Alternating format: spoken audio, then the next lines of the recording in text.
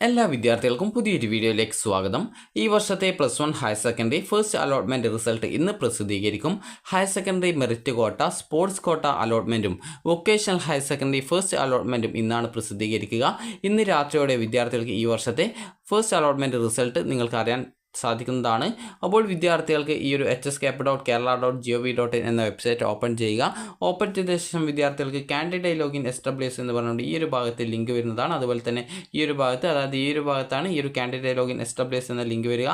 അതിനുശേഷം ഈ ഒരു ഭാഗത്തായിട്ട് നിങ്ങൾക്ക് കാൻഡിഡേറ്റ് ലോഗിൻ സ്പോർട്സ് എന്നുള്ള ഒരു ലിങ്ക് കൂടി വരുന്നതായിരിക്കും. അപ്പോൾ നിങ്ങൾക്ക് ഈ ഒരു രണ്ട് രീതിയിലും അപ്ലൈ ചെയ്തിട്ടുള്ള വിദ്യാർത്ഥികൾ, സ്പോർട്സ് കോട്ടയിലും മെറിറ്റ് കോട്ടയിലും അപ്ലൈ ചെയ്തിട്ടുള്ള വിദ്യാർത്ഥികൾ അതത് ലോഗിനുകൾ ഉപയോഗിച്ച് നിങ്ങൾക്ക് നിങ്ങളുടെ ആപ്ലിക്കേഷൻ നമ്പറും അതുപോലെ പാസ്വേഡും ജില്ലയും നൽകി വിദ്യാർത്ഥികൾ ലോഗിൻ ചെയ്തുകൊണ്ട് നിങ്ങളുടെ റിസൾട്ട് ചെക്ക് ചെയ്യേണ്ടതാണ്.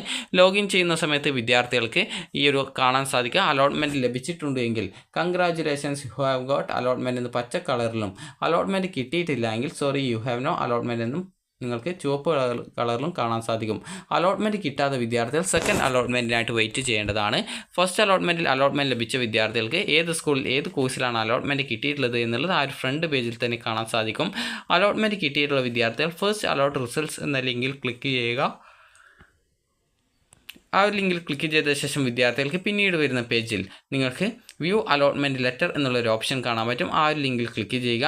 ക്ലിക്ക് ചെയ്ത് കഴിഞ്ഞാൽ നിങ്ങൾക്ക് നിങ്ങളുടെ അലോട്ട്മെൻറ്റ് ലെറ്റർ ഡൗൺലോഡ് ചെയ്തെടുക്കാവുന്നതാണ്. അലോട്ട്മെൻറ്റ് ലെറ്ററിൽ വിദ്യാർത്ഥികൾക്ക് ഏതാണ് സെക്കൻഡ് ലാംഗ്വേജ് രേഖപ്പെടുത്തേണ്ടത്, അതായത് ഏതൊക്കെ സെക്കൻഡ് ലാംഗ്വേജാണ് ആ ഒരു സ്കൂളിൽ ഉള്ളത് എന്നുള്ള സംബന്ധിച്ചുള്ള ഡീറ്റെയിൽസുകൾ നൽകിയിട്ടുണ്ടാകും. സാധാരണ അധിക സ്കൂളിലും ഈ ഒരു മലയാളം അതുപോലെ ഹിന്ദിയാണ് ഉണ്ടാവുക. ചില സ്കൂളിൽ ജർമ്മനി പോലുള്ള വിദേശ ഭാഷകളും സെക്കൻഡ് ലാംഗ്വേജുകളായിട്ടുണ്ട്. അപ്പോൾ അത് അപൂർവം സ്കൂളുകളിൽ മാത്രമാണുള്ളത്.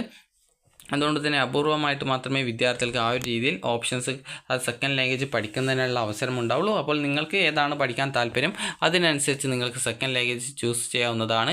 അപ്പോൾ വിദ്യാർത്ഥികൾക്ക് രണ്ട് രീതിയിലാണ് അഡ്മിഷൻ നേടാൻ സാധിക്കുക. ഒന്നാമത്തേത് ടെമ്പററി അഡ്മിഷനാണ്. ടെമ്പററി എന്ന് പറഞ്ഞാൽ താൽക്കാലികമായിട്ടുള്ള അഡ്മിഷനാണ് ടെമ്പററി അഡ്മിഷൻ കൊണ്ട് ഉദ്ദേശിക്കുന്നത്. ടെമ്പററി അഡ്മിഷൻ എടുക്കുന്നതിനായിട്ട് വിദ്യാർത്ഥികൾ പ്രത്യേകിച്ച് ഫീസൊന്നും അടക്കേണ്ടതില്ല. എന്നാൽ നിങ്ങളുടെ സർട്ടിഫിക്കറ്റ് കൊടുത്ത് സ്കൂളിൽ അഡ്മിഷൻ നേടേണ്ടതാണ്. അതുപോലെ തന്നെ വിദ്യാർത്ഥികൾക്ക് ഈ ഒരു പെർമനൻറ്റ് അഡ്മിഷൻ ഉണ്ട്. പെർമനൻറ്റ് അഡ്മിഷൻ എന്ന് പറഞ്ഞാൽ ഒന്നാമത്തെ ഓപ്ഷനാണ് അലോട്ട്മെൻറ്റ് ലഭിക്കുന്നതെങ്കിൽ വിദ്യാർത്ഥികൾ നിർബന്ധമായിട്ടും ഫീസും അതുപോലെ നിങ്ങളുടെ സർട്ടിഫിക്കറ്റ്സും നൽകി നിങ്ങൾ നിർബന്ധമായിട്ടും പെർമനൻറ്റ് അഡ്മിഷൻ നേടേണ്ടതാണ്. അതുപോലെ തന്നെ വിദ്യാർത്ഥികൾ അഡ്മിഷനായിട്ട് പോകുന്ന സമയത്ത് കുറച്ച് നേരത്തെ പോകാനായിട്ട് ശ്രദ്ധിക്കുക. അതായത് ഈ ഒരു ജൂൺ 5 മുതൽ, നാളെ ജൂൺ 5 അപ്പോൾ ജൂൺ 5 മുതൽ ഈ ഒരു ജൂൺ 7 വരെയാണ് വിദ്യാർത്ഥികൾക്ക് അഡ്മിഷനായിട്ടുള്ള അവസരമുള്ളത്. ജൂൺ 7 4 മണി വരെയാണ്. അപ്പോൾ വിദ്യാർത്ഥികൾ ആ ഒരു സമയത്തിനുള്ളിൽ വിദ്യാർത്ഥികൾ, അതായത് ജൂൺ 7 പോവാതെ ഒരു ജൂൺ 5 6 ഒക്കെ പോയിട്ട് അഡ്മിഷൻ നേടാൻ ശ്രദ്ധിക്കുക. കാരണം നിങ്ങളുടെ കയ്യിൽ ഏതെങ്കിലും ഡോക്യുമെൻറ്റ് മിസ്സായി പോവുകയോ മറ്റോ ചെയ്യുകയാണെങ്കിൽ അഡ്മിഷൻ കിട്ടാതെ വരുന്ന സമയത്ത് നിങ്ങൾക്കത് നേരത്തെ പോകുന്ന സമയമാണെങ്കിൽ നിങ്ങൾക്ക് കറക്റ്റായിട്ട് അത് മനസ്സിലാക്കുകയും ഏതെങ്കിലും ഡോക്യുമെൻറ്റുകൾ നിങ്ങളെ കയ്യിൽ എടുക്കാൻ വിട്ടുപോയി വീട്ടിലാണ് ഉള്ളതെങ്കിൽ അങ്ങനെയെങ്കിൽ നിങ്ങൾക്ക് അത് തിരിച്ചെടുത്ത് പോയിട്ട് അഡ്മിഷൻ നേടുന്നതിനായിട്ടുള്ള അവസരം ഉണ്ടായിരിക്കും. അപ്പോൾ അതുകൊണ്ട് തന്നെ വിദ്യാർത്ഥികൾ ശ്രദ്ധിക്കേണ്ടത് ഏറ്റവും ലേറ്റായിട്ട് പോയിട്ട് അഡ്മിഷൻ എടുക്കാൻ പോകുന്നതിൽ നല്ലത് കുറച്ച് നേരത്തെ അഡ്മിഷൻ എടുക്കാനായിട്ട് പോകുന്നതായിരിക്കും. അപ്പോൾ നിങ്ങൾ ആ ഒരു കാര്യം ശ്രദ്ധിക്കുക. അതുപോലെ നിങ്ങൾക്ക് ഒന്നാമത്തെ ഓപ്ഷനാണ് അലോട്ട്മെൻറ്റ് കിട്ടുന്നതെങ്കിൽ നിർബന്ധമായിട്ടും പെർമനൻറ്റ് അഡ്മിഷൻ എടുക്കണം. ഇനി രണ്ടാമത്തെ ഓപ്ഷനോ മറ്റോ അതിന് താഴെയുള്ള മറ്റേതെങ്കിലും ഓപ്ഷനോ ആണ് നിങ്ങൾക്ക് അലോട്ട്മെൻ്റ് ആയിട്ട് ലഭിക്കുന്നതെങ്കിൽ വിദ്യാർത്ഥികൾക്ക് ഈ ഒരു, അതായത് നിങ്ങൾക്ക് വേണമെങ്കിൽ ഹയർ ഓപ്ഷൻസ് ലഭിക്കുന്നതിനായിട്ട് ടെമ്പററി അഡ്മിഷൻ നേടാവുന്നതാണ്. ടെമ്പററി അഡ്മിഷൻ എടുത്തവർക്ക് വേണമെങ്കിൽ ഹയർ ഓപ്ഷൻസ് ഏതെങ്കിലും വേണ്ടെങ്കിൽ റിമൂവ് ചെയ്ത് കൊടുക്കുന്നതും അവസരമുണ്ട്. അപ്പോൾ വിദ്യാർത്ഥികൾക്ക് എല്ലാവർക്കും ഇഷ്ടപ്പെട്ട സ്കൂളും കോഴ്സും അലോട്ട്മെൻറ്റായിട്ട് കിട്ടട്ടെ എന്ന് ആശംസിക്കുന്നു. അപ്പോൾ വിദ്യാർത്ഥികൾ ശ്രദ്ധിക്കേണ്ട കാര്യം, അലോട്ട്മെൻറ്റ് കിട്ടുകയാണെങ്കിൽ നിർബന്ധമായിട്ടും സ്കൂളിൽ പോയിട്ട് ടെമ്പററി ആയിട്ടോ അല്ലെങ്കിൽ പെർമനൻ്റ് ആയിട്ടോ അഡ്മിഷൻ നേടുക.